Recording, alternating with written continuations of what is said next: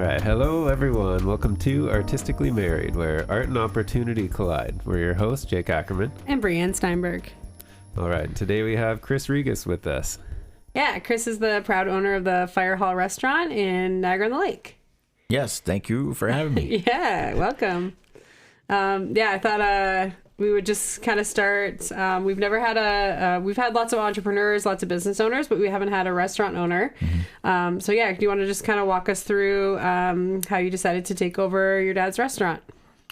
So I grew up in the restaurant industry, so it was a familiar thing for me. And I was in school, I had dreams of becoming this or that. And, once I got to school, I figured out that it really wasn't for me.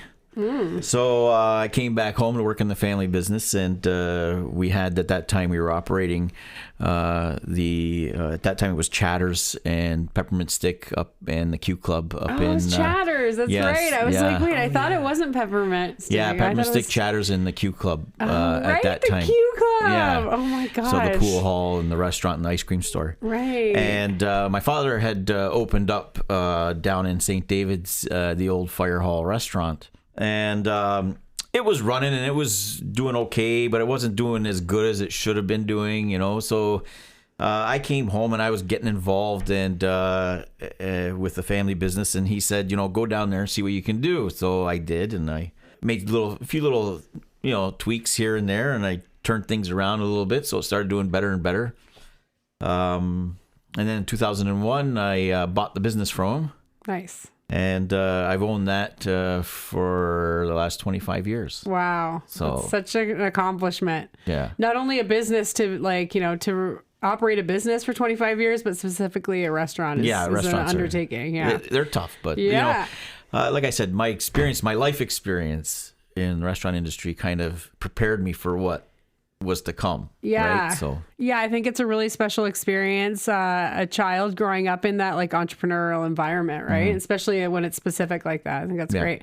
When you said this and that, what were you trying to study, or what were you interested in at the time? I had dreams of being a lawyer once upon a time. Okay. But then, I could see that. Yeah. You're like, I can argue with the best of them. I can for sure. I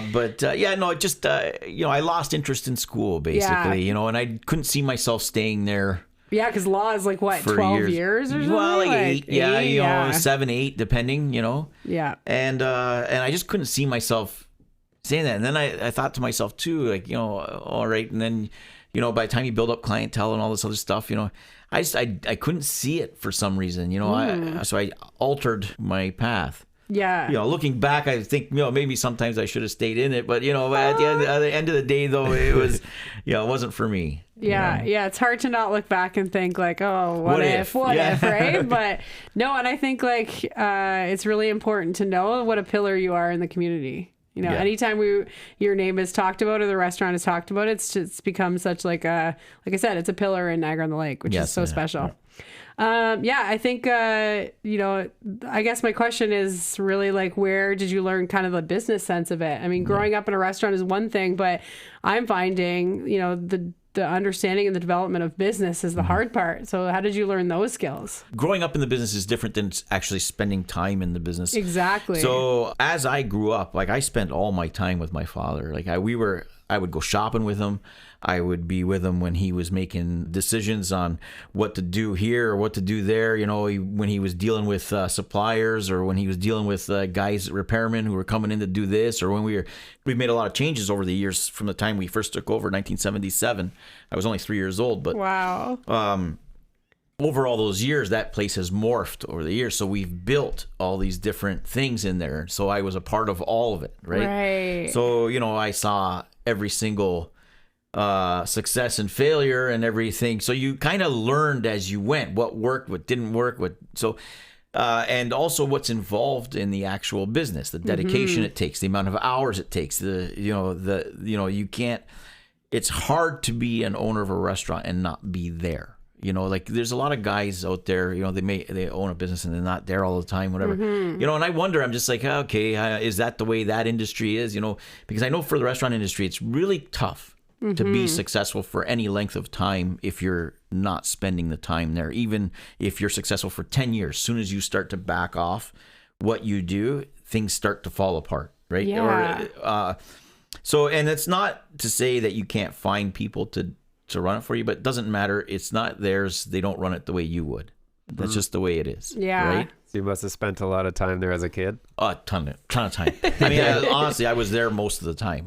There more than I was home, for sure. Wow. It was school there, basically. You know, it was like I would go home, drop off my gym bag and my homework, and then I'd be on my bike riding to the restaurant, or vice versa, whatever. Right? Wow. So, Yeah.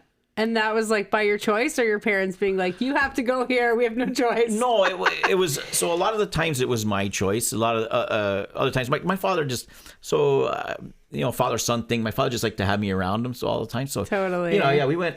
I would do shopping with him. I would be at the restaurant with him. around there. He was basically he'd show me things too, right? So. I learned, that's where I learned how to read. I learned how to do math there. Like I was making change, at 6 years old, totally. It was child labor back then. Now, like he would be in jail for like the child labor line. But that kid standing in the milk crate behind the cash register, that was me, when I was 6, 7 years old, right? Like 5, So. Yeah, I think you brought up a really good point. And one of my questions was, just like what a typical day looks like for an owner. So, can you kind of walk us through, morning till, going to bed, what your day typically looks like? Yeah. So, I mean, you wake up thinking about like what you're going to do, right? So what you need to do anyways. Right. Not necessarily what you want to do. It's what you have to do first. That comes first. Yeah. You kind of make a plan. I do a lot of my thinking. I get up, I go take a shower. When I'm in the shower, I'm starting to think, okay, if I need to do a lot of shopping, because I do a lot of my own purchasing rather than purchase through suppliers. Just these days, it's better to try to save money by doing your own shopping. Mm-hmm. So I do really a lot having a hands-on of like what your supplies are, right? Making sure things don't go to waste. Well, that's another thing. For sure, that's part of it. But it's mostly cost. Like you're looking to save money. Like so, anytime you just rely on a distributor to give you stuff, well, they slip you whatever it is at whatever price, right? You can lose a lot of money that way. It goes out the door pretty quick. Gotcha. So if you want to save money, you got to put in the work. So so I do that, and then I get to the restaurant to see if there's anything else that needs to be done that day. Check my emails, do my stuff, and then open up. Usually in the mornings, I'll sweep, I'll mop, I turn on the equipment before the guys get there. As a habit, I just make my rounds, right? I do that, and I open the place up, wait for everybody to come in. I chit chat with them and see if there's anything else I need to take care of or something that they noticed that I didn't, because more eyes are better than one pair, right? Totally. So I try to make it home for dinner every night. Good for you. It doesn't always work that way, but 90% of the time I'm home for dinner, at least an hour and a half. That's amazing. I hang out at home as long as I can, and then I head back. Sometimes because they're texting me like, "Oh, we're getting crazy here. We need some help." Yeah. Luckily, I live pretty close, so it's just basically a couple minutes down the road for me. So nice. And I get there and I finish off the night there, and then once everybody's gone, I clean up a little bit. I kind of unwind. I look at what the day did and what happened, and then think about the next day. Yeah. So and I think I wanted to kind of hear you say that out loud, because I think a lot of businesses are like this. Again, I always prelude with like a restaurant is still a business, but I think people really don't understand from like a restaurant owner's point of view that like your day really does go a 12-hour shift every single day. 100%. Yeah, it's 12 to 14. You wake up thinking about it, you go to bed thinking about it, things that went wrong, things that went good. It's very rare you get a day that runs completely smooth. Like there's no surprises or nothing that makes you angry or stressed or whatever. Yeah, exactly. Usually there's something. Yeah. Right? Yeah. I always say like, dealing with like people is a challenge, because you're dealing with so many different like emotions and food. Yes. And it's those two things. And then you have the building, and then, all the different like, equipment, all the cooking equipment. So just the involvement in a restaurant. I've listened to so many different mentors over the years, and that a lot of them will say like, if you pick a business, like just don't pick a restaurant, don't pick a restaurant. Yeah. There's a saying, you don't wish a restaurant on your worst enemy. Exactly. It's the most like intensive emotional type of business I think that you can own. Yeah, no, 100%. Yeah. You're just like, making the experience for these people is just, it's a lot. So I think it's really important having you on the show that people really understand kind of what's going on in the background and how hard people are working for these businesses to be available to us. No, 100%. And then I was thinking about this because I think obviously we all went through it during the pandemic, but coming out of it, I'm just curious kind of how that looked for you and now how your business, how you survived and now how the business has changed since COVID.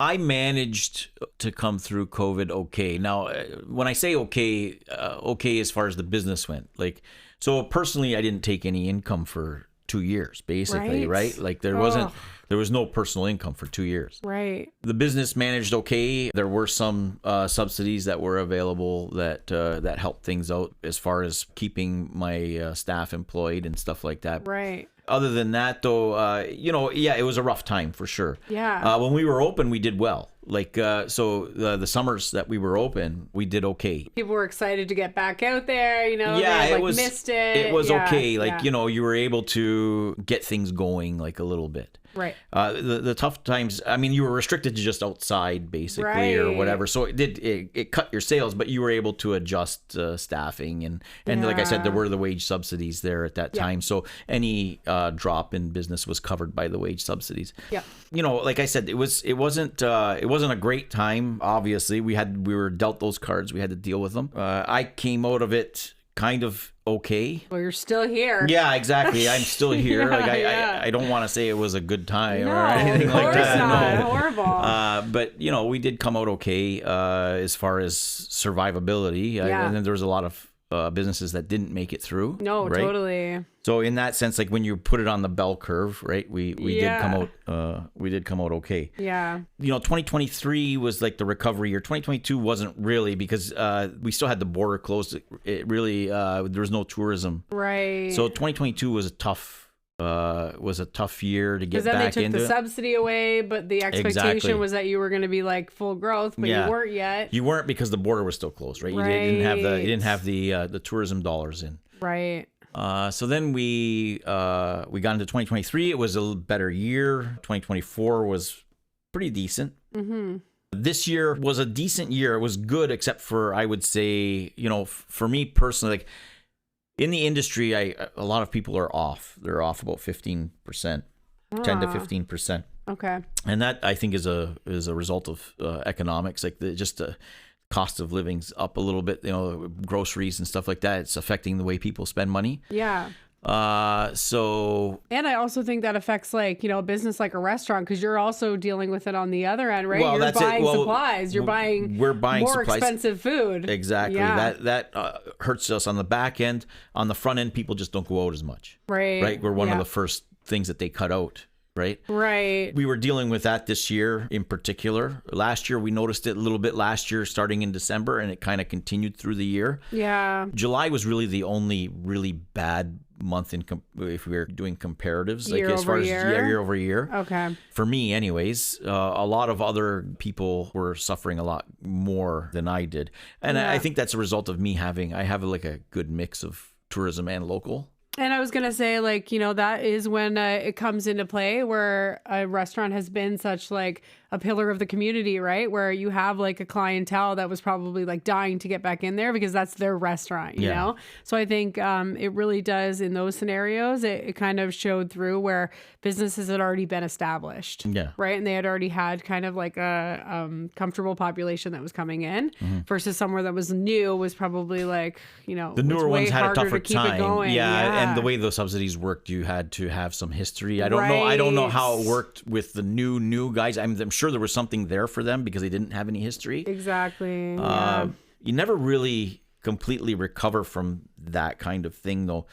Because once that money's gone, this is the thing about the restaurant industry is once the money's gone, for instance, so if you have a day that, you're shut down or you've got a rainy summer and nobody can sit on your patio, that money's out the window. You never recover that. It's not you can't get your time back. Well, that's it, right? If they don't come, it's not like if people don't come 1 week because it's raining all week, that they're all of a sudden everybody's going to come out the next week. It doesn't it doesn't happen that way, right? No. So So that's the thing.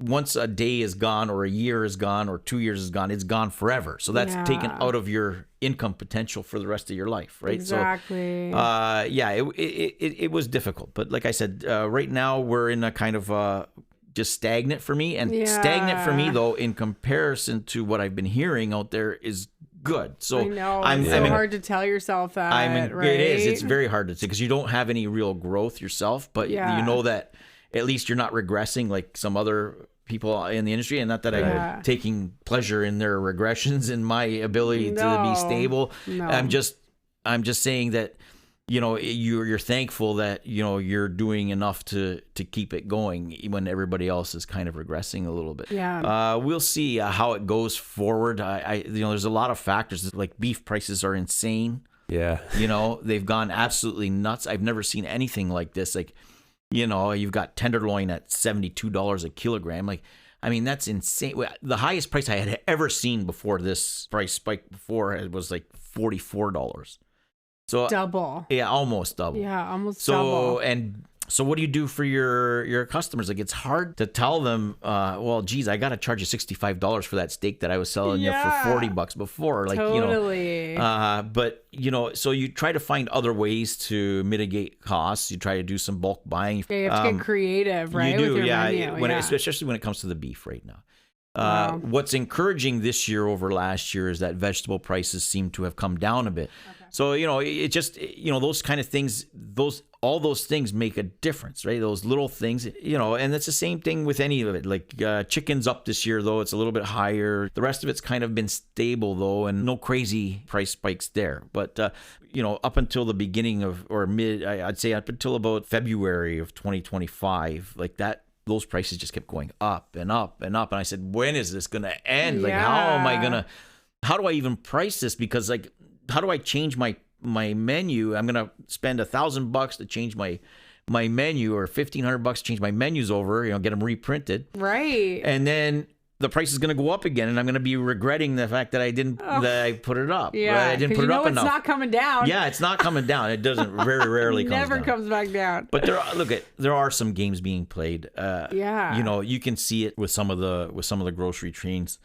You know, you walk in there and the price of their stuff is like 50% higher than you can get it at other places, and you're just like, what the heck is this? Yeah, what are they doing it for? And well, they have monopolies, right? We have three major grocers who control supply everything. Well, they basically control the distribution networks, right? Okay. So there's outsiders, right? The Walmarts and the Costcos are out of that distribution network, right? But like they're not involved? No, okay. So they have their own.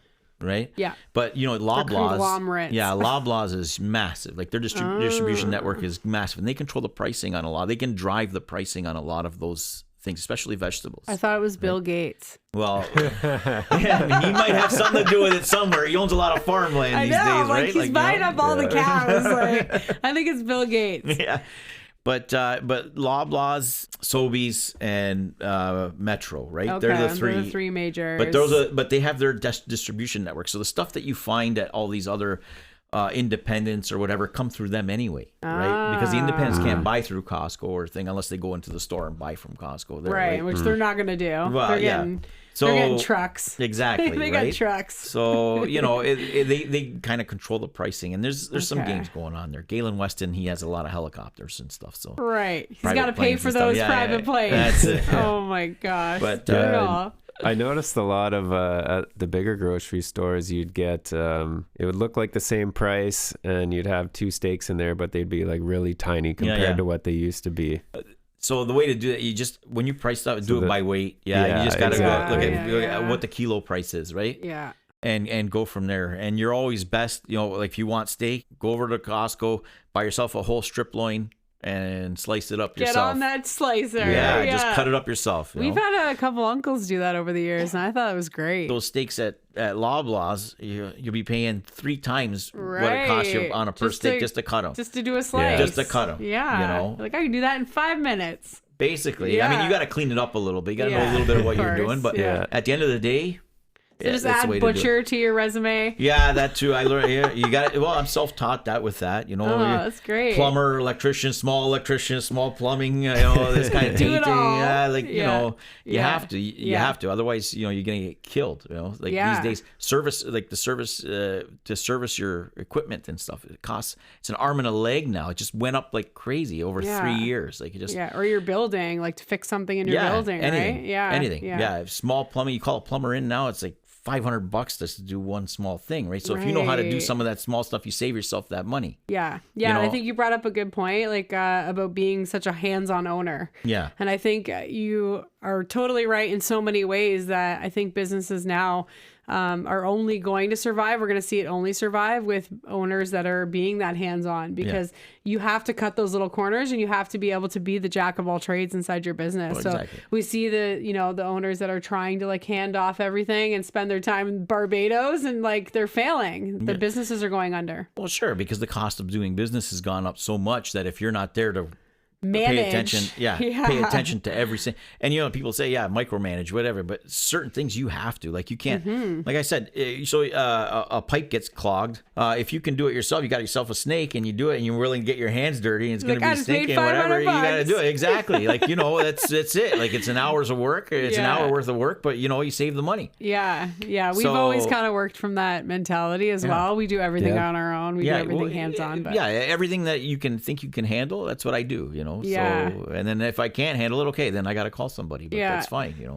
There's a really interesting guy that I was listening to. I can't remember his name. But his concept is like off balance on purpose. So they always, people will talk about this like work-life balance where they're like, make sure you're spending. And I'm like, I don't know what that means. Yeah. I don't understand what you mean. There's no balance. No. Your brain is 100% devoted. Obviously we love our family. We love our kids. We're going to talk about kind of what this experience looks like for us now raising our children in business.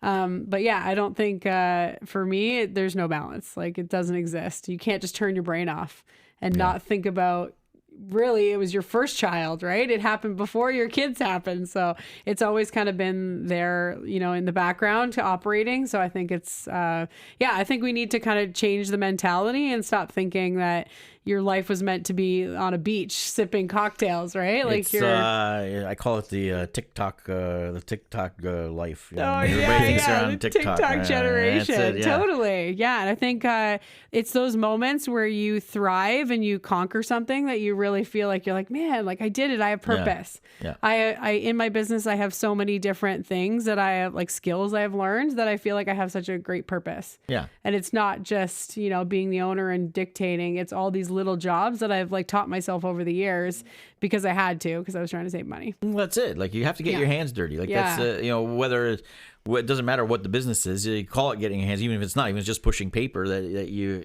want to. You're learning that skill. You're learning that skill. Yeah, right? exactly. Like, so I don't know. You gotta do that. Yeah, I think so. And that's how you feel like you feel your own self-worth when you learn all those things.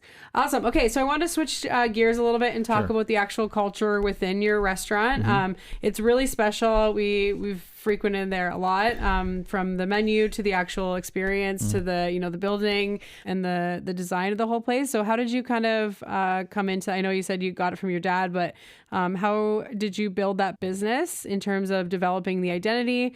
And can you talk a little bit about the importance of honoring your Mediterranean or Greek culture in your restaurant? Yeah, I'm the guy who designs the menu.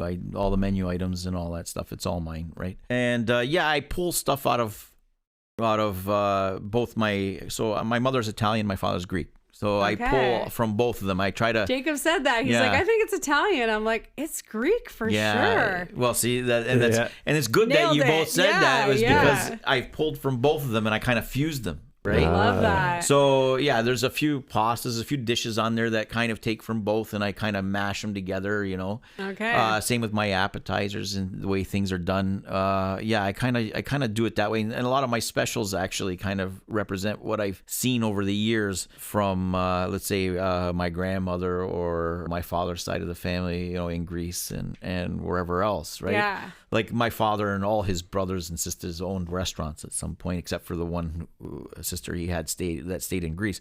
the rest had come here, and they all opened restaurants. Like, wow. 2 of my cousins still operate restaurants today. The Highlight on Queen Street is my cousin Tom. Oh, amazing. And my place bar and grill in Welland is my other cousin Tom. Somebody said that to me because I said I was having you, and they said, "Oh, Rigas, yeah, it's my place." And I'm like, "No, Chris, he's in the Falls in Niagara on the Lake." Okay. Yeah. So it's your cousin. Wow. Yeah. Crazy. So we all, so, you know, Glutton it's for in punishment. Yeah. The whole family's in it. We've been in it. Like, that's the thing though. Like, and we would go and visit each other at each other's restaurants. You know, love that. The way it was. Yeah. But so, and you know, like I said, my pastas and stuff, I took a lot from my grandmother, and like my specials that I do. Like, I do Italian stuffed peppers, and I do some other stuff, Italian stuff like rapinis and stuff like that and I do them kind of the way she did them, you know. Love that. So and then I add them to some Greek style dishes that I do. Yeah. So, you know, and I love my pasta, meatballs, and hot sausage. Like, I love pasta, right? Like, you know. So I've taken that, from definitely that's representative, and that it's because that's what I know, and I know it's good, so that's what I wanna, and people tend to like it, right? Yeah. Like, so they and I like the fact that they like it, you know, and they eat something and they're like, wow, this is really So good, you know, and I'm like, yeah. well, you know, my grandmother taught me how to do that, or I learned that from my father, or, you know, his family, you know, like, so it's okay. It's a nice thing to be able to produce. You know. And to honor your family like that, right? Like, it's so nice. I think both of those cultures and both of those foods are really like comfort foods, right? They're very like very well family intertwined. You know, you can feel like that type of energy. It's definitely like, you see, like, you know, the big huge table, so it's like enough for like a big huge family to sit around. So I think that is the energy there. So whenever people talk to me about, you know, their trips to Greece or Italy and whatever, they always talk about the food. Always, right? Yeah. That's where the foodies great. go. And that's exactly, you know, and that's it. And the Greek culture is built around hospitality, and it's actually part of their culture. Actually, it's like. They call it philoxenia. There's no real translation into English, but it's just like it's like an openness and a welcoming. Like, they want to host. Like, they love being hosts. You know. Awesome. So it's part of that, you know, and that's part of this food and the drinking. Just like any other Mediterranean culture is kind of like that. It's like about food and drinks and getting good together, times. Getting together and good laughing times. together, you know? and being fed. Oh, it's so good. I love it.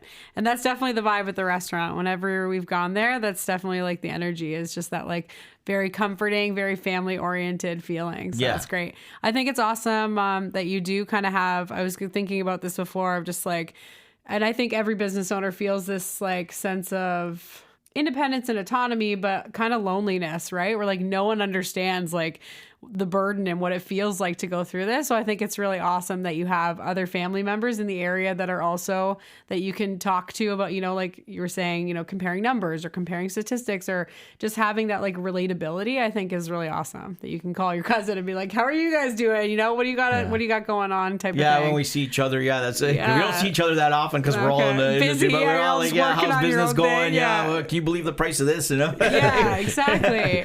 Yeah, I think having that like relativity is really awesome. So yeah, it's great. So you were saying, you know, that you were creating the dishes yourself. I think that it's such an art form. So I know obviously it is about taste, and it's about, you know, your ingredients and what you're actually cooking in the eating part. But how do you consider your, like, I'm, you know, just thinking like the art involved when you get the presentation involved in getting a plate, you know, of having like your food plated. How much thought goes into that, and like how much are you constantly working on the actual art of your meal? Yeah. So I don't like the way, like, you know, you see all these TikTok videos or whatever, and they, you know, they're using like these little things and they're pointing little things, and you know, I don't got that kind of time in the restaurant. But you know, you try to present actually a nice looking plate. Yeah. Ultimately, though, you want the flavors to come together. It doesn't matter really.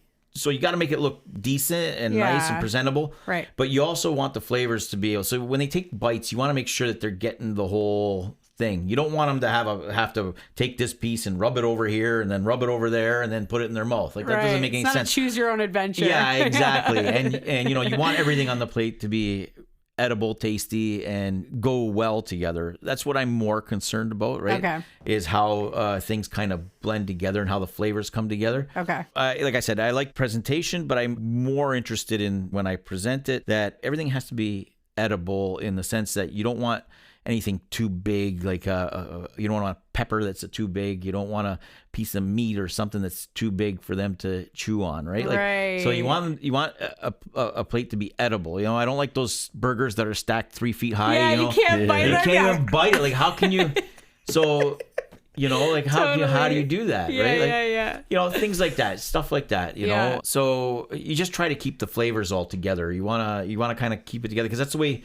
So Mediterranean food is generally done family style, and you take a bit of everything, you just kind of throw it on your plate, and then you eat it, right? Like, so I mean, while I'm not a family style type restaurant, you try to do the components of the family style within one plate. So you just want to keep it in there, and it doesn't matter if this touches that, and it doesn't matter. It gets in the mouth and it tastes good, and you're like, oh, this is good, you know, and that's it. That's all I really care about. Is that somebody likes the food. Yeah. While like I said, I care about presentation. You know, to me, the art of it is just simple flavors, common sense. You know, keep the bites edible, keep everything easily taken apart or put, you know, whatever needs to be done there, held, whatever, and easy to get in the mouth and chew and enjoy. That's basically how I approach my food. Right. The art is the taste. That's it. You know, also the aromatherapy. I feel like, you know, the smell of it. Absolutely. So the smell fragrant. Yeah, it makes a difference for sure. Yeah. But like, you know, I call it, you know how they, you know, the fashion is haute couture, you know, I call it haute cuisine. Right? Like, you know, I love it. Because it's just too fancy. Like, you know, it's unapproachable, you know, some of that food, right? Totally. And while they're obsessed with the aesthetics. Yeah. They're just trying to take 8 million pictures of their plates. Yeah, like I see that and I'm like, okay, maybe it tastes good. I don't know, but you know, I'm afraid to eat it. Yeah, like, it looks too perfect. Yeah. It's like I shouldn't be eating it. You know. Yeah. So that's hilarious. You said you did all your menu. Do you have any staff that like you get involved with that type of thing? Have you ever over the years been able to like? So yeah, over the years I've had a cook or two or chef or two wants to try something out, and yeah, great, no problem. Let's give it a try, and if I think it goes, we'll do it more often, and if it really works, then maybe we'll put it on the menu. Yeah. There's been a couple of things that I've kept around from previous chefs. Our lamb shank is one of those things. I made some changes into the way it was braised, but we do a slow braised lamb shank, 3.5 hour braise. Yeah, my aunt had it really last time. good. It's so good. It is really it just good. melts in your mouth. And you know, those sort of things. Yes, I do. We do a lot of experimentation with different things. You know, I try things out on people all the time. Like I have some regular customers, and you know, they've been there so often that you know sometimes they get bored of ordering off the menu. So I'll bring in special stuff and I'll do it and I'll just experiment on them, and they love it, right? Like they'll just say, fun. Okay, so you know, and I'll do a thing or two and see how it works. And if they like it, then I try it on a special, you know, another night. And if it starts to sell, and then I do it more often, that kind of stuff. And maybe it makes it on the menu, maybe it doesn't. You know, I kind of change things around that way. So yeah. But I never make any major overhauls to my menu. I do small tweaks and small introductions. So I might take one thing off and put one thing on. I don't do like complete menu overhauls. Right. Just because I've built up that kind of clientele that they have expectations when they come to my place. Dependability, Exactly. Yeah. They want what they like. It's their order. They want the same order. It. So when I take it. something off the menu, I'll get like, it takes like 5 years to get people to stop ordering. Asking for it. Oh my gosh. You know? You just have the big extra. Yeah, like just draw the cow with a big X. No more cows. Hilarious. Amazing. Yeah, I kind of wanted to hear just a little bit more specifically about flavors and spices, because I know all the foodies, that's usually an interest for them. Like, what are the typical spices used in Mediterranean cuisine? So Southern Italian and Greek are similar. There's a lot of garlic. Both use oregano. Greeks use oregano a lot more than Italians do. Really? Yeah. Huh. A lot more. Yeah. I would have said Italians do. No, like so Greeks much use oregano. a lot more lot more olive oil, lemon, and oregano. That's the and garlic. Like Greeks are a little bit, they're a little bit heavier on the garlic too. The Greeks, right? Really? Oh yeah, they love garlic, right? What's the like yellow spice? I always see it like in the rice. Turmeric, is that the one? Or saffron? Is it turmeric? No, so saffron. Okay. So Greeks will use saffron. Yeah. If you're talking about the rice pilaf. Yeah. So that's just, they're either using, it depends on the restaurant, they're either using a vegetable base or a chicken base to boil the rice. Oh, right? Okay. But most often nowadays it's it's a vegetable base, just because for vegetarians and stuff, right. so they don't want the chicken yeah, base exactly, really right? on. So okay. Yeah, but Greek, Greeks with the lemon potatoes is everybody loves those lemon potatoes, right? It's making me so hungry. Lemon, olive oil, and oregano. That's what it is, right? Wow, so good. And those sort of things. Greeks are also they use a lot of in some dishes. If you're talking about traditional Greek food, there's cinnamon and clove. They use quite a bit of, especially in their desserts. They use cinnamon. Dill makes its appearance quite a bit in more northern Greek food as opposed to southern. Cool. But at the end of the day, dill does make it into. I never put it in my tzatziki. Some Greeks do. I don't. Tzatziki is very basic for me. It's the way it's supposed to be. It's yogurt, garlic, olive oil, lemon, and a little bit of cucumber, and that's it. So good. So.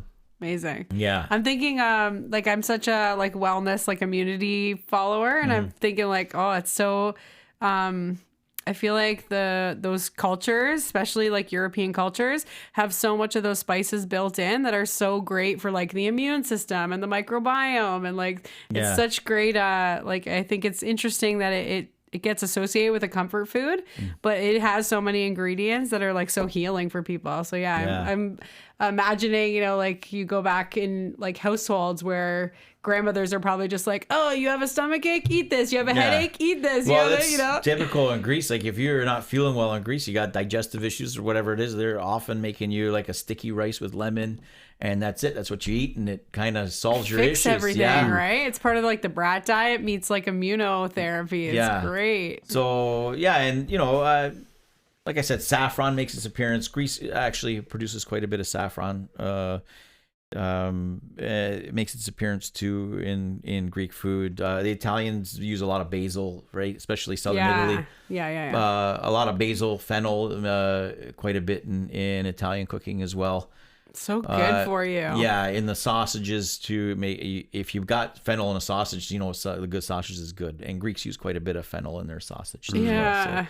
That Is that sort what we of put in things. our homemade stuff? Yeah. We made our homemade sausage, and there's tons of fennel. Yeah, It's fennel's great. It's so good. Yeah. I just keep thinking how boring our North American cuisine is. Just well, you know fried what? and salt. So it can be, it can be. There are some things French cooking is what's taught basically here in the culinary schools, right? Yeah. I'm not a great fan of. I like some French food, but I just find it too rich. There's just too much butter and there's too much cream. Heavy stuff. It's just heavy. Yeah. Even though it's considered, as far as cuisine and chefs go, it's the way it's the standard. No, it's not. Not that I hate French food because I don't, but it's a lot of fat. There's a lot of fat that it just weighs you down. Yeah. Greek food is very light. It's not the most fat you get is from the olive oil, and if you're having lamb or pork, there's going to be some fat there, but it's cut by the lemon because we use a lot of lemon. Yeah. Greeks use a ton of lemon, right? So, and olive oil is so good for you. They recommend people eating olive oil, just off the spoon, right? Yes. I think we don't get enough olive oil in our diets. We don't definitely here. Greeks consume the most per capita on Earth. That's why they have the perfect skin, perfect hair, perfect nails, perfect eyelashes. That's why. Exactly. But the whole culture of Greece is built around that one product, olive oil. Yeah. It's funny because they use it. It's used in every part of cooking, like frying, baking, whatever, you name it, marinades, braising, whatever. They use it in everything. Like they use a ton. They use a ton. Love it. We go through quite a bit in my family at home, like so we go through quite a bit. Yeah. There's so much variety too. Is it one of those things that if you actually go there, it's much better over there than what we can? Way better. I import actually. So olive oil, yeah, cool. So and it's hook us up if you want. Let me. I'll let you know the next shipment comes in. Yeah, for sure. Okay, amazing. But yeah, there's a lot there, right? So Greece is the third largest producer on earth of olive oil. It's a small country, but they produce almost as much as Italy on an annual basis. Last year they surpassed Italy on an annual basis, but per capita by far we're producing the most. And amazing. About 80% of Greek olive oil qualifies as extra virgin, right? Whereas in Spain, it's about 50%, and in Italy, it's about 40%. Okay. So, a lot of the stuff that's here on the grocery stores isn't really the greatest stuff. So that's why you import. Yeah. Smart. Yeah, so I would come just for that. Yeah. All right. I think we're ready to take a break, and we'll be back to kind of talk about the storytelling part of your restaurant and also how you are raising children at the same time. All right. All right. We'll be back.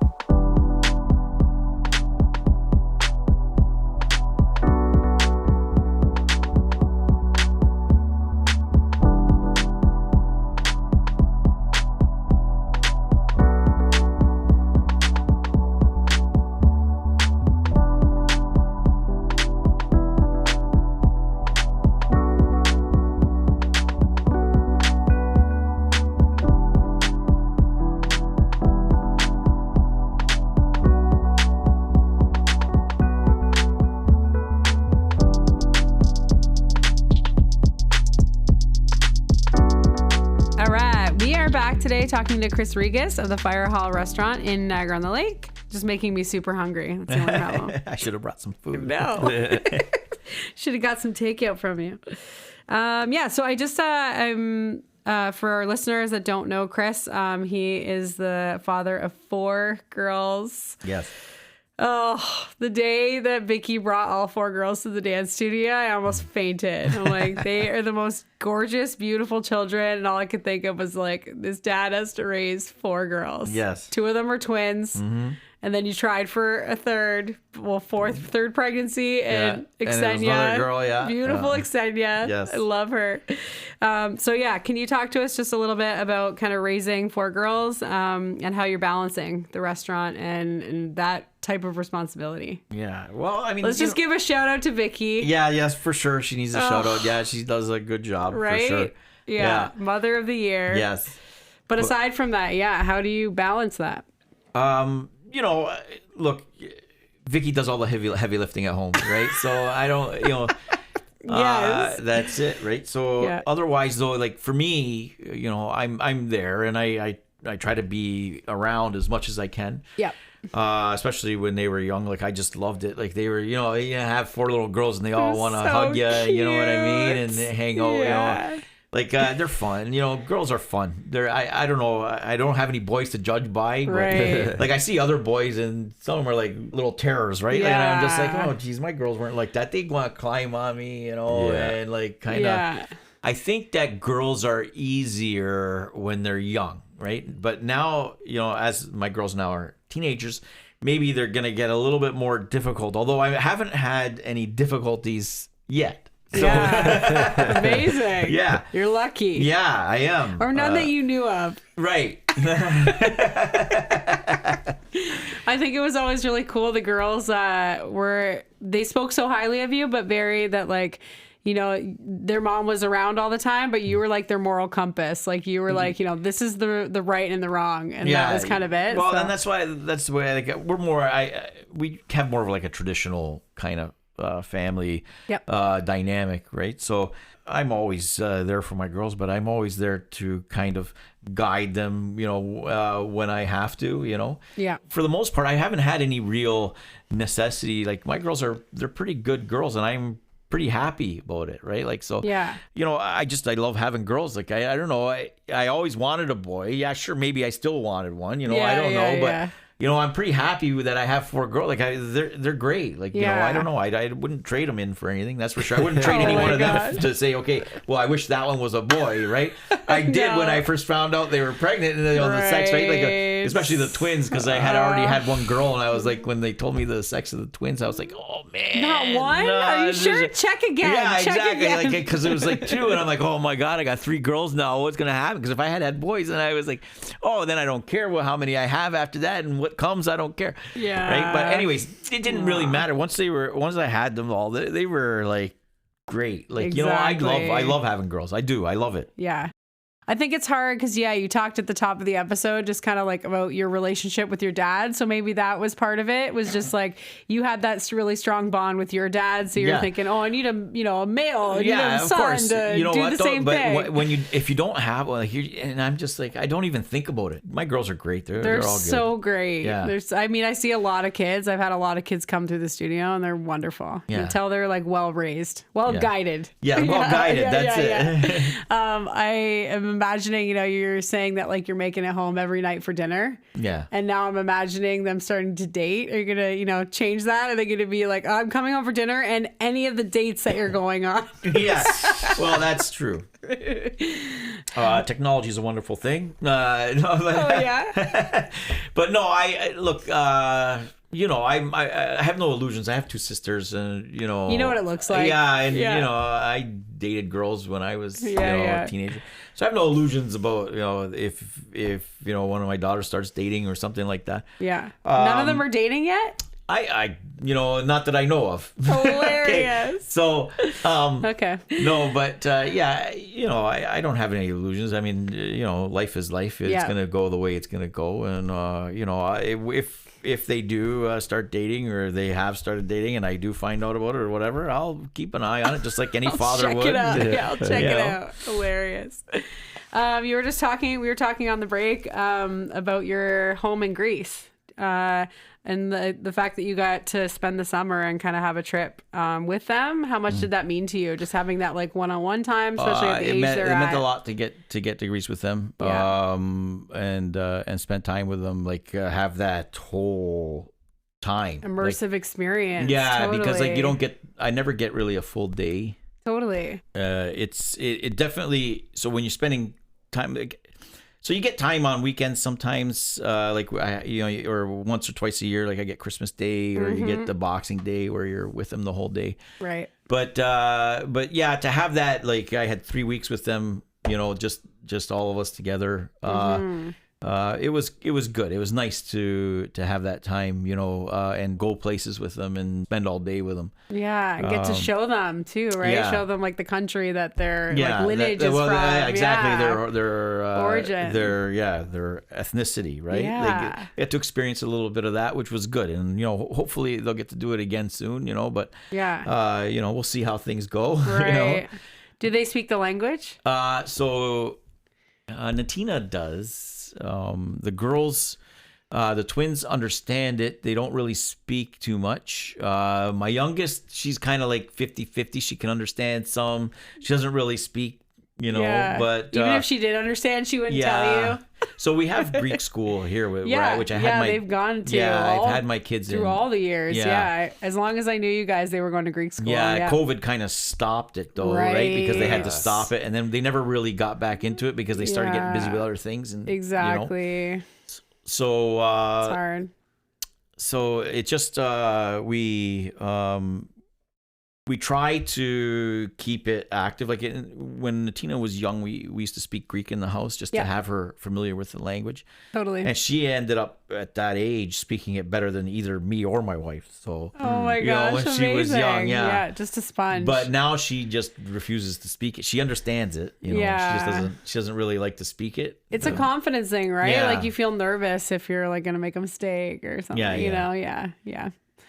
Do any of the girls have an interest in the business? No, not. I mean, So they're all working, right, for at the hall. They all do busing over there when we have functions. Okay, when Natina was here dancing, she was starting to do work at Delphi just for like events, right? Yeah, like a she wedding does. or something. Yeah, they do events, and then on busy nights, if we need something in the restaurant, she'll go and do that. Okay. The twins too started, and my youngest just started about a month ago, 2 month ago, she started. For them. Yeah. So they're all kind of bussing, and then I take them every once in a while to the fire hall. The fire hall's not as big, so I don't need them as often. But you don't need a bunch of bodies. When I have either a special function or we have a particularly like during the summer, though, I'll bring them in on a Saturday. Like I had Natina there quite a bit this summer. Nice. When we were back, and same with Theone and Apollonia. I haven't had Ksenia there yet, but as far as working goes, but come on, child labor, get in there. Well, she's 13, right? I was already working 6 years by then, So.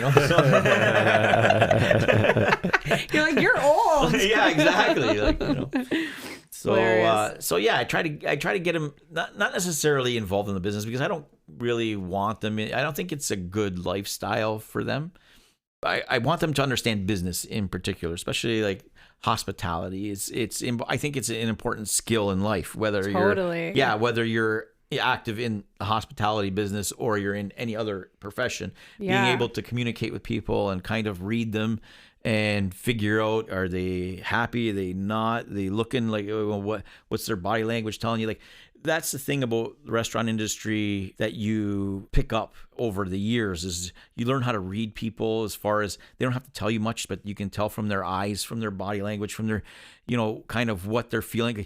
Because it's a habit, and people think, maybe sometimes they think I'm staring at them, but so they're sitting there, and I watch them eat their first few bites, right? And I look at their face, and I look at their reaction, and I kind of, and what they're, and I kind of look at the way the conversation, if it's two people, how it goes when they're eating, when they're kind of looking at their food and they're kind of saying something about their food. You can get a feel for if they're happy or not, right? And then if they're not, if you think that they're not, then you can go over there and you can ask them, how is everything? How are you finding everything? Because maybe they're just not happy with each other. Yeah, totally. But has nothing to do with the food. Yeah, so this might be their breakup dinner. Yeah, you never know, right? That's happened for sure. But so you want to because if you can recognize that they're not happy with something with their plate, you want to be able to get over there, and if they can say something, mediate it. Yeah, and then you can kind of correct it while you have a chance. Totally. Because if they finish their whole plate and they're not happy with it, then you got no chance to correct it. Yeah. Right? You're like, well, you ate it. You didn't like it, but you ate the whole thing, every morsel. Yeah, but it's not only that, but you just want them to be happy. I know, you know what I mean? For sure. So if you can make them happy before things go too far, then that's the way to do it, right? Yeah, and I think you bring a really good point, because we talk about it a lot with like raising our kids. You want them to have that like empathic, intuitive experience with other people, right? Yeah. Like that also makes you have great relationships. It makes you a great partner. It makes you a good parent. Yeah. Being able to like read people's emotional intelligence, I think, is like a really important thing. So, I think it's great to expose them to that. And I really do, I strongly tell people that I think we're going in a direction of the world where a job of any situation, a job of any salary, I don't know how people are doing it. Mm-hmm. When you don't have control over your funds to try to grow a little more, or to work money this way or that way, if you don't have those skills, I think people are we're gonna find that people can't do it in the future, because the costs are going crazy and salaries are not. No, it's gonna be tough for sure. Yeah, so I think giving our kids that experience to opportunity to get into our businesses and have hands-on real life experience in a business, I think is so powerful. Yeah, absolutely. So I know it's intimidating as a parent to have your kid in there, and sometimes you're like, I just want to keep you safe from the emotional pain of what I go through every day at work. But I think it is realistic that if we want them to thrive like this, then we have to let them in. Well, it's a skill that they're gonna, right? It's a skill that they're gonna use in life. It doesn't matter whether they stay in the business or they don't. Right? It's a skill that they're gonna take with them into another business or into another situation. Totally. Being able to either allay people's anger over something or deal with an issue or, think quick on your feet as a response. Like, how can I deal with this? Yeah, exactly. Yeah. And dealing with personalities, like I said, reading people and then dealing with different personality, because everybody's a different personality, and some are not good personalities, some are great personalities, right? So, and you know how to, if you figure it out pretty quick, you know how to kind of appease it, right? So, and hospitality is actually really good for that kind of negotiation, we'll call it, right? So, totally, yeah. But like, it's a skill for sure. Yeah. What about the actual like back end of the business? Do they have any interest in like the? So I haven't really. So I take them shopping with me once in a while. Okay. Somebody will come with me, to go shopping, and they see. I haven't done what my father has done would do with me. It was. Has done to me. What he did with me when I was young was, like basically we would go into the store, he'd have his list, and he'd say, okay, 5, 6 years old, 7 years old, 8 years old, whatever it is, go over to this, we've been through the store a few times, go get me this, right? So I go and get it. Like I would actively participate with my father in a lot of that stuff, right? Yeah. And then he would also like say, okay, what's the price of this? Go look, go see and tell me, whatever. Make sure we're not getting overcharged. Yeah. So, and those kind of things like you take with you. Like I remember, and you're a kid too. You just want to ride on the cart sometimes because those flat carts they had back then, so fun. And you just wanted to ride on him while he pushes you around. Like, that was fun too. But, no, you had to help him out, right? Pull your weight. Yeah, exactly. Yeah. So, I got that, I never really had that with him. But I do take them shopping. They see me shop and they see what I look. And I kind of mentioned to them, okay, well, this price is too high. This is too much. This is good. That's just so they understand that they need to shop around a little bit. Yeah. But yeah, I don't take them with me as often. And it's just because of the schedule, like the way our schedules kind of work is not similar. Like their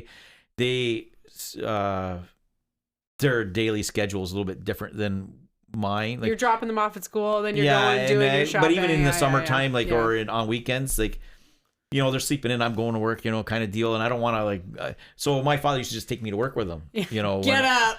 Well, I was up anyways. Like, when I was a kid, like my girls, they're not really, I never really taught them to kind of get up with me kind of deal. And I actually wanted to go with my father. Like, it was kind of fun for me, as a kid. You wanted to get out of the house and do something. Yeah.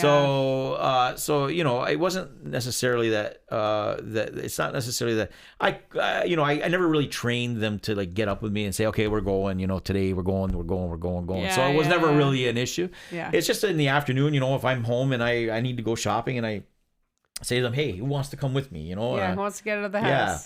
Perfect. Or you're coming with me today, and they'll come, and I only ask because I just think it's such a powerful thing for families that have that opportunity. Like, I grew up in a household where my parents worked, they had jobs, right? So I felt like it was a really big detachment from how money came into the house and how we spent money. Yeah. It was just it was two separate entities. I never understood how money came in. And then, I would go with my parents to do stuff. But I think we have such an opportunity as business owners for our kids to really understand. It's hard, right? Kids are just buy me that, buy me that, buy me that. And you're I can't buy you that. I don't have money for that. So I think it really gives them a pulse on, how the family structure works in terms of finances, which is it's a financial literacy that not a lot of kids have the opportunity to be a part of. Yeah. It's more difficult these days because a lot of the financial stuff of it is not seen.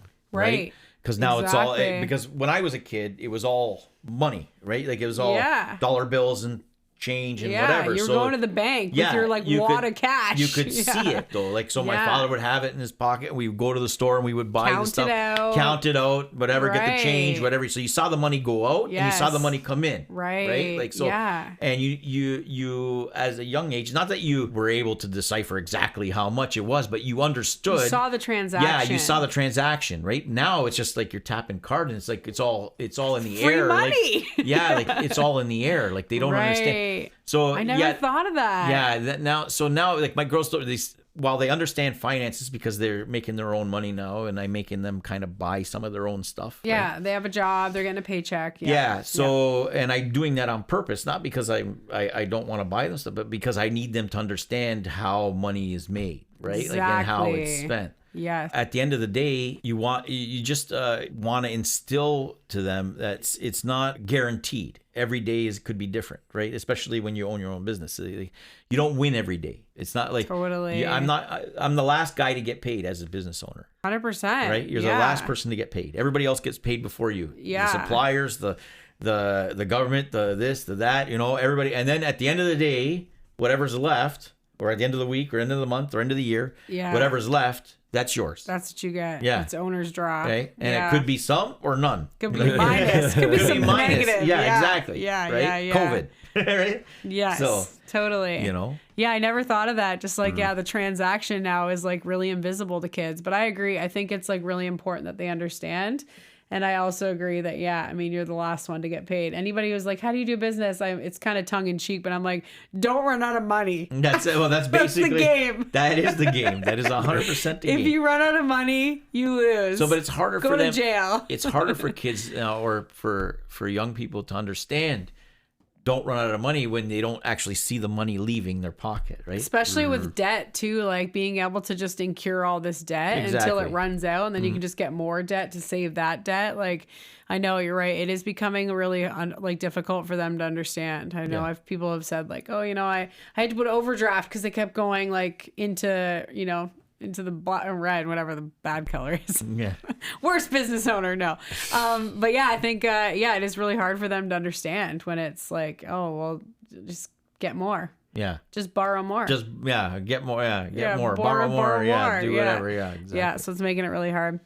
Okay, I wanted to kind of switch gears and talk. Sure. I know a few years ago you were really getting involved in kind of the politics. You're running for council. I did run for regional council. Regional council. I kind of just, and I think this is really on every small business owner's radar, is to kind of take a step back and realize how our legislation affects us as business owners.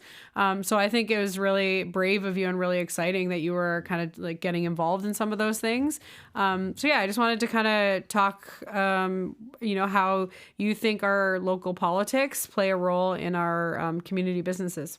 Oh, they play a major role. I mean, so what people don't understand, we talk about inflation. We've been talking about inflation quite a bit in the last couple of years, right? How things have gone up and the pressures of things on the individual and on businesses. When we talk about inflation based on market conditions, so, okay, there's bird flu over there and the price of chicken goes up over here, and that, okay, you get that. Or there's a drought over there and the price of lettuce goes up, or there's a flood and it affects this, and okay, those are transient things. They come and go, right? Those spikes and things. But there's a thing that I call it systemic inflation. Okay? And systemic inflation is government policy, right? So your property taxes go up, they never go down, right?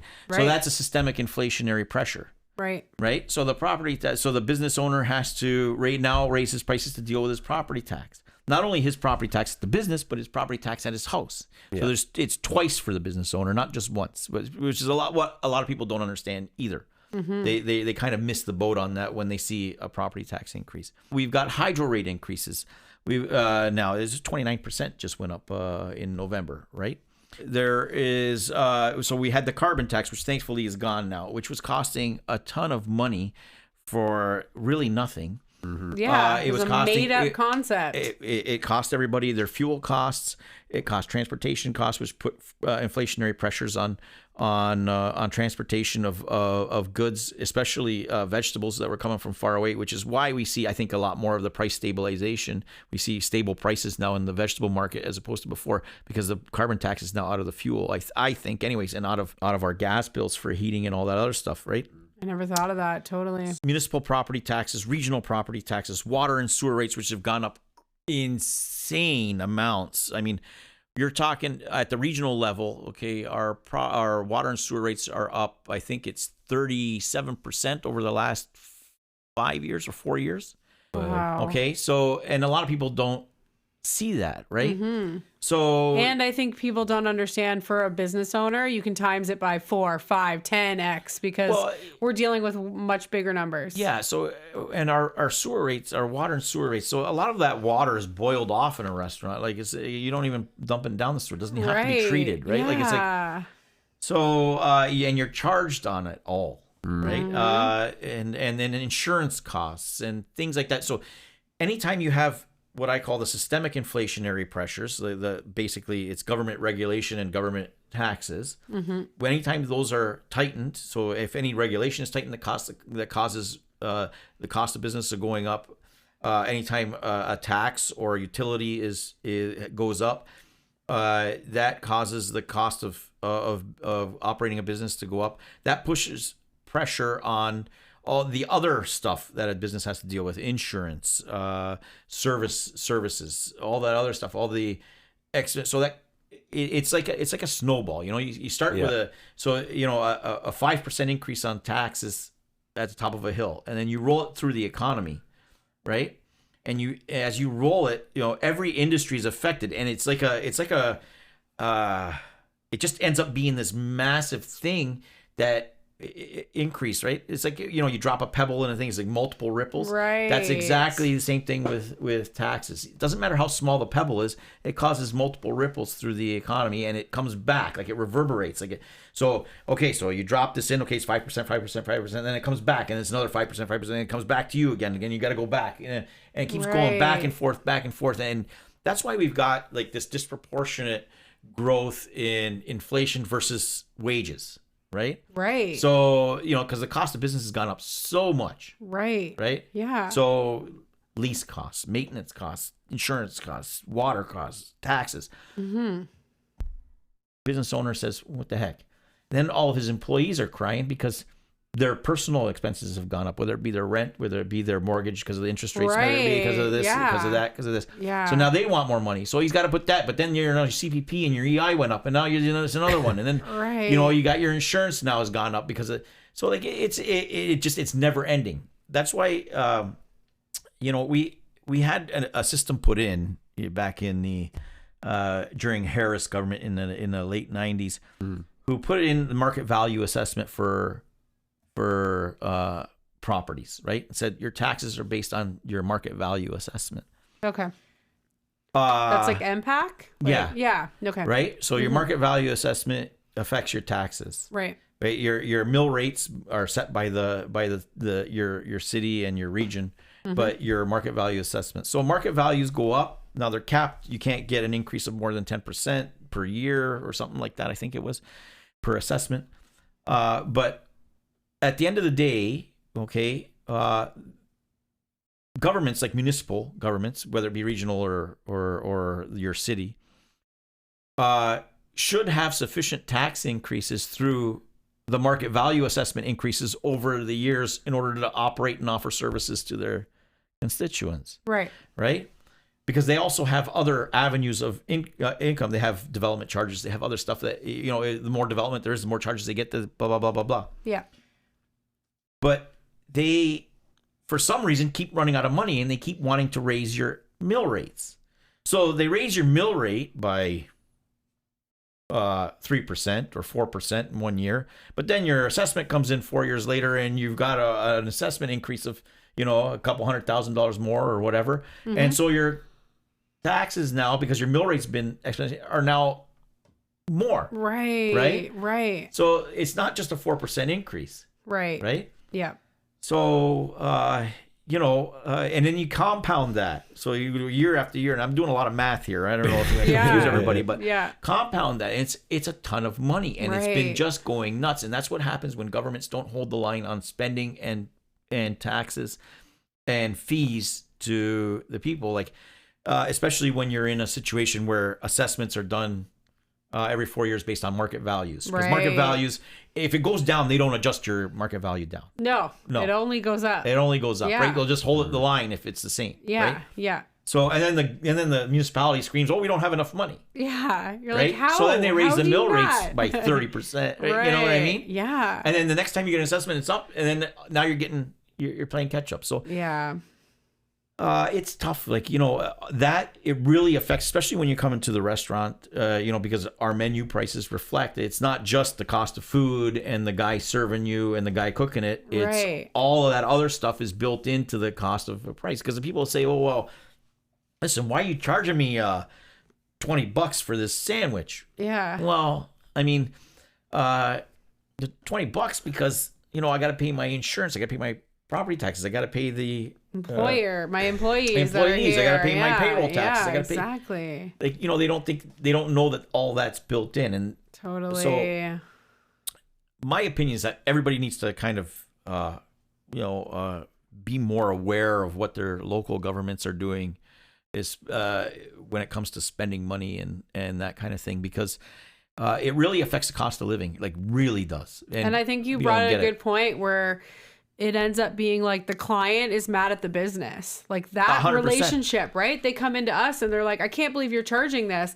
And to say to them, like, no, it's this middleman that we never even get to see. We don't even know who this man is. Yeah. Is now adding all this like amount. And then it ends up with like, you have just a community of division, right? Yeah, no, 100%. They basically tap out and stop using the businesses. That's it. Like and that's why I said, like, so restaurants are generally the front end of expendable income. Yeah. Right. It's a luxury. Yeah. Yeah. Right. So you can eat KD at home for $3. Exactly. Yeah, right. yeah. So like we feel it first. Yeah. And especially we feel it first when people come in and notice your price increases. Right. And they're like, well, why are you raising my prices? Well, I mean, I need to make money. Exactly. I won't be here if I don't have enough money to feed my family. Yeah.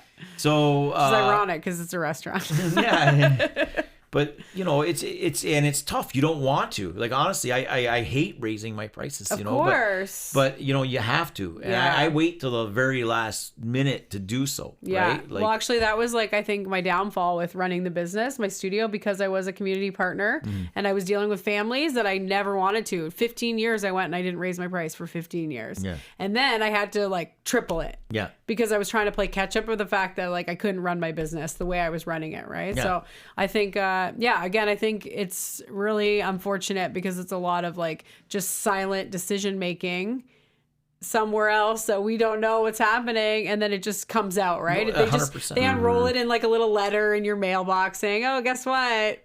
We're tripling your property tax." Well, there they keep hiring more people. They keep doing and you wonder, like, do we need half of the services that you guys are trying to provide? Like, I know. Is it really necessary? Like, government's supposed to provide certain things, and then government isn't supposed to be everything to everybody, right? Yeah. They're supposed just like to be any protecting business. Like the community at large. Yeah, but any business is not supposed to be everything to everybody. You know, like my restaurant can't be everything to everybody. If I did, I would go broke, right? Like if I tried to appeal to every single taste, every single you can't. So, and I find that stay in your lane, focus on your niche. We're doing a lot of this peripheral stuff instead of just service delivery. Totally. Right? Like there's a lot of legacy projects. There's a lot of these special interest organizations here, there, whatever that they're funding for this and for that, like give it all up and just like deliver us the services. Give us roads, sewers, and lights, and like parks. Leave us alone. Yeah, parks and leave us alone. Yeah. I think it just made me think. So we just did a 1 month in Peru. No taxes. The whole country has no taxes. So I will speak to both parts. There are no roads. There's no lights. There's no services happening. But I feel like the restaurant industry was so attainable. Like it was cheaper. Like when we were going to the grocery store and we were going to the restaurant was cheaper. I think they're probably capitalizing on like bulk amounts of ordering and distribution and things like that. But the reason why I wanted to bring it up is because you could tell that a restaurant was like a watering hole. It was that original idea of what a restaurant meant, which was people can come together. You can't fit the whole entire extended family in your kitchen. You're going to come to our restaurant and we're going to house your whole entire family and use our hospitality to like host you. Right. Yeah, for sure. It used to be all those like really beautiful core values. And I think it still is, but because it's become like an elite activity, because it's become a luxury, it takes away that original idea of like being able to, they're making it so that it's not possible to be accessible to everyone. Yeah. Because of all the extra costs involved, right? Because of all, it's just all taxation and utility. Yeah. It's not the actual product. If you were just allowed to go to the grocery store, buy in bulk, hack it up and give it to your clients, it would be so much more accessible, right? Yeah. So it's because of all like the extra building costs in the legislation that's either being done or not being done, that's like making it, it's taking away what it originally, the idea of like these, you know, watering hole restaurants were supposed to be. Yeah, you're absolutely right. Like regulation, from construction to operation, the regulations and taxes and fees and all that other stuff affects the cost of doing business, right? And the way you do it and what you're able to offer and not offer, right? Right. So, you know, a lot of it has, you know, a lot of it is like I said, it's systemic. There's systemic inflation and that inflationary pressure anyways. Yeah. And that's what the government is doing. But, you know, constant. And I don't think that they're necessarily bad people. I think they just don't understand it, right? Like the politicians. Maybe they're not business people. They don't understand money in, money out. They're not cutting their own steak. So, well, this is they're not trying to save money. Well, because it's if they need more, they just ask for more. Exactly. Right? Like it's not like they have to earn more in order to provide that service. No. They just ask us for more. Exactly. Right? And that's the easy way out. I call it the easy way. They're like they always take the easy way. Yeah. You know, they should be taking the hard way, and it's hard to do because you want to get. I guess they want to get reelected more than they want to. You know, but the fact is that when you want to provide a service to people, you can't always just provide it at any cost, right? Like you have to mitigate what those costs are, and you can't just keep forcing people to pay you, and they have that power. They have that power. So then that's what their default is. Their default is just, okay, we'll ask for more. If we need more, we'll just ask for more, rather than look for a way to do it differently. Imagine us as business owners, we would just lose our business. No, well, that's clients. It. People would stop coming. People just stop coming. They stop coming. Yeah, we can't stop coming to the government. Yeah, well, you can't stop turning on your tap, right? No. You know, parking a car, right? Yeah, so. Property tax. Ugh, it's frustrating. So yeah, tell us how we can find you and eat all your incredible food. So I'm in St. David's. We're coming. We're coming this week. I'm in St. David's. So we're hungry. open every day from 11 till this time of year, 11 till 8 or 9, depending on the flow of traffic. Okay. But we're open every day. We'll probably be closed on Family Day, but other than that, we're open every day. And we're in St. David's on 268 4 Mile Creek Road. Four Corners there. We're right there. You can see us there, and we're always open and ready to host people. Amazing. They can call us anytime too. 905-262-5443.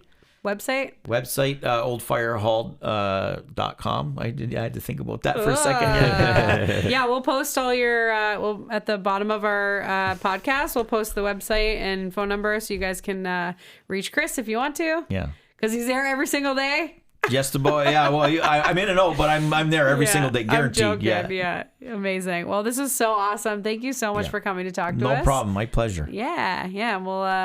We'll be in. We'll be into the restaurant. Good. You made me so hungry. Yeah. All right. Good night. Good night. Don't forget to follow us on Spotify, and you'll never miss a podcast.